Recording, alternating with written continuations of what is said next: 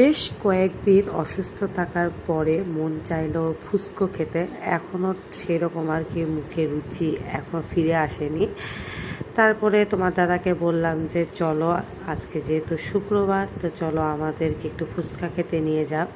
তো এই যে আমরা সন্ধ্যার দিকে মা মেয়ে আমরা ফ্যামিলি সহ চলে এসেছি বগুড়া শহরে ফুচকো খেতে। আর এসে দেখলাম এই ভাই বোন যে ফুচকোর দোকানটা, এই দোকানটাতে আর কি বসেছিলাম।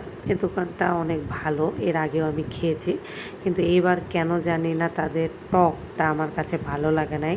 এর কারণটা হচ্ছে এই যে টক, এখানে হচ্ছে ছোট ছোট করে লেবু কেটে দেওয়া হয়েছিল, যার জন্য লেবুর জন্য টকের টেস্টটা একটু তিতা হয়ে গিয়েছিল।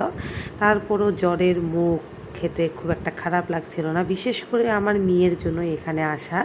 তো আমি খাচ্ছিলাম, আর এত ভিড় ছিল শুক্রবারে, কিন্তু সিট পাওয়া অনেক কষ্ট, মানে দাঁড়িয়ে থাকতে হয়। তো এই যে এই লম্বা সিটটাতে মানে আমরা তিনজনে বসেছিলাম, আমার ছেলে আমি আর আমার সামনে যে বসেছিল যে লোকটা, তাদের বাচ্চাকে খাওয়ানোর জন্যই তাদের সিটটা ফাঁকা হচ্ছিল না। অবশেষে তাদের খাওয়া শেষে তোমাদের দাদা এসে আমাদের পাশে বসলো। সে চটপটি নিয়েছিল, যেহেতু সে আমাদেরকে ভালোবেসে আমাদের সব আবদারগুলো পূরণ করে, তাই তাকে ভালোবেসে একটা ফুচকো খাইয়ে দিলাম। তো যাই হোক, একটা কথা কি জানো, মান অভিমান যতই চলুক না কেন, পরিবারের আপনজনেরাই সবচেয়ে আপন। টাটা।